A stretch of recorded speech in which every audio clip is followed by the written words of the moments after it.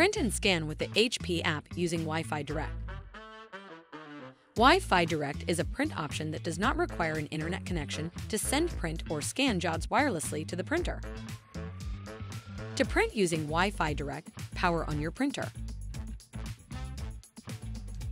For most printers with a touchscreen control panel, select the Wi-Fi Direct icon. The Wi-Fi Direct name and password display. For some HP printers, you might have to enable Wi-Fi Direct by switching it to on. For printers without a touchscreen, press the Information button to print an information report. This report has the Wi-Fi Direct setup information on it. For most other printer models, you can press the Wi-Fi Direct button for 3 seconds or Wi-Fi Direct button and Information button together to print the setup information. Once you have the Wi-Fi Direct information, open the HP app. If you do not have the HP app, you can get it for free from your App Store or by going to 123.hp.com.